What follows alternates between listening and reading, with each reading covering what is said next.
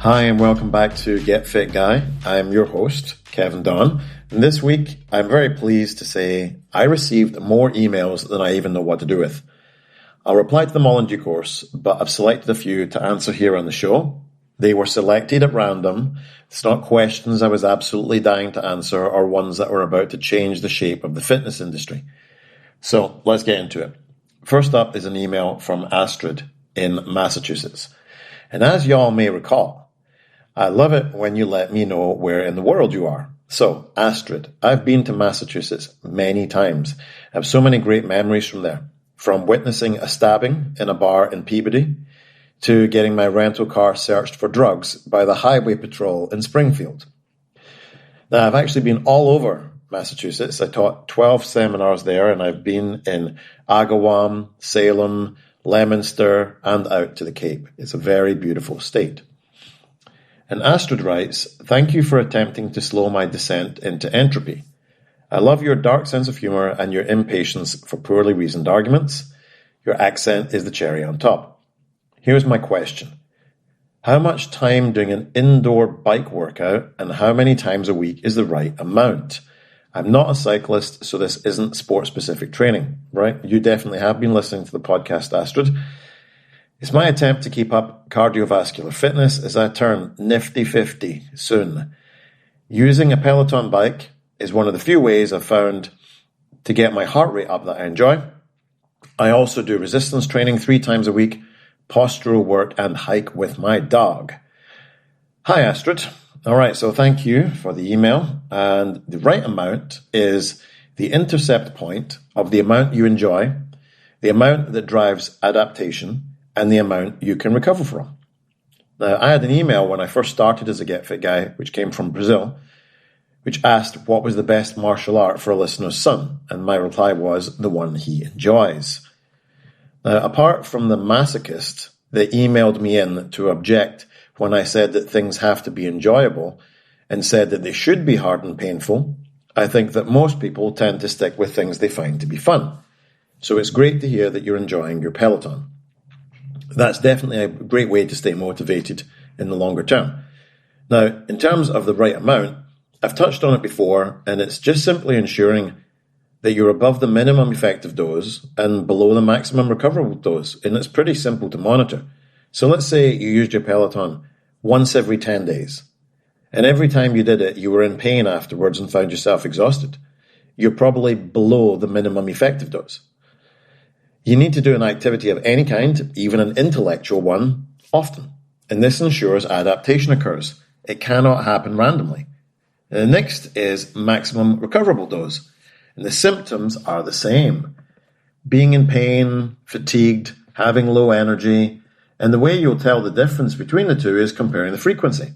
So if you're hitting Peloton every day and this is happening, it's more likely you're overtraining than undertraining, the reverse also being the case. So for me, the only thing really to do is to monitor the movement patterns there with yourself, because all of that is just single leg alternate pushing. Accomplished cyclists will use the opposite leg eccentrically, but most untrained cyclists use a single leg concentric contraction. You did say you do resistance training, which is great, so make sure you're just hitting some push, some pull, some bend, and some core in there as well. Thank you for the email.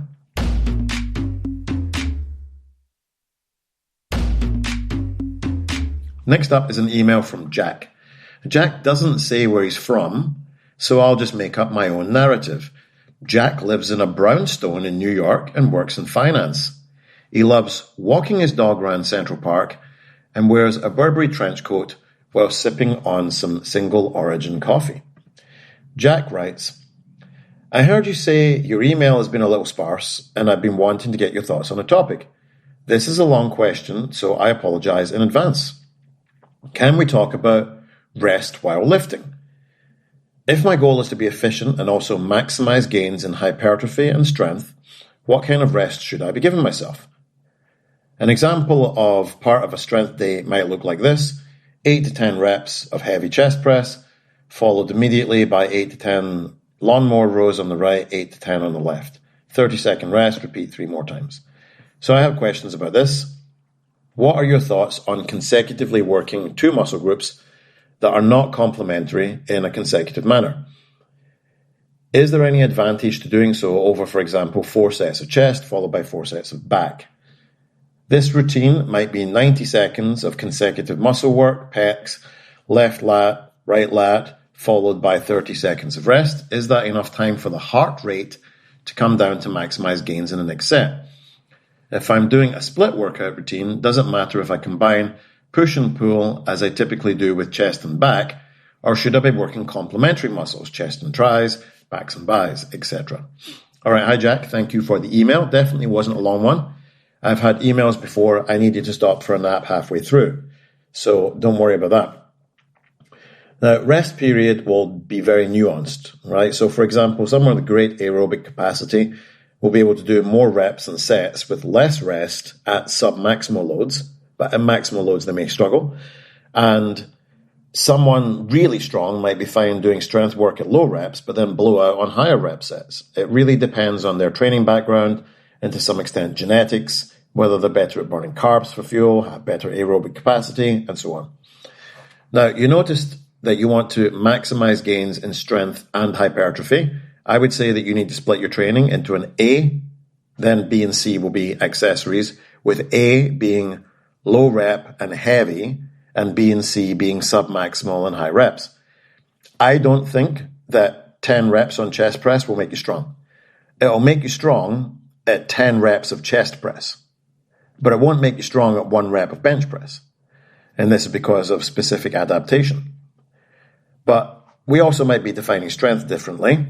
I use the definition of maximum force expressed against an external resistance. So then we need to look at that. So a barbell back squat for 1 rep would be creating more force against external resistance than 10 reps of leg extension. So therefore the back squat would be strength work, but leg extension wouldn't be. That being said, the biggest predictor we have of potential for force production is the cross-sectional diameter of a muscle. So hypertrophy does have a role to play, but only if we're also providing the neurological stimulus that heavy sets of low reps provide us. In terms of complementary and non-complementary movements, I tend to think a bit differently here. I don't consider, for example, a goblet squat to be complementary to a barbell back squat, or for push-ups to be complementary to the bench press. And this is because it's the same thing. All you're doing is going to be overworking a muscle group or pattern. So in that case, where you're working antagonistic pairings or opposing muscle groups, I do consider that to be complementary because I think a push complements a pull. So keep that up for sure. Love it. In terms of the 90-second rest question and then bringing your heart rate down enough to do another good set, I don't normally consider heart rate to be the limiting factor in doing strength reps. It may be a limiter in some individuals, but usually the limiter is ATP, which is the fuel that powers your muscular contractions. So after about 90 seconds, you probably only have about 70% of your ATP replenished. So if you want to get stronger, you'd only have 70% of ATP for set 2, and then 70% of that for set 3.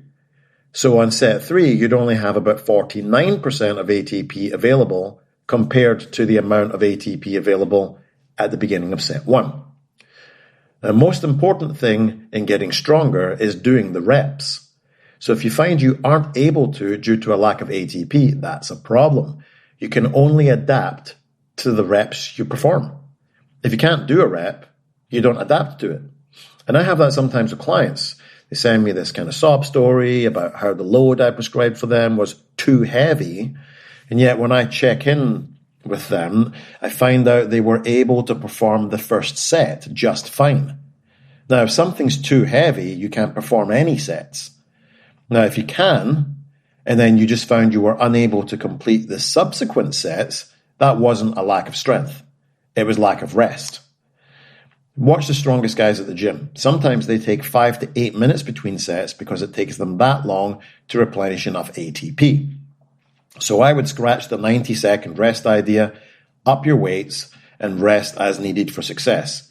because if you turn your strength training into conditioning training, you just won't get strong.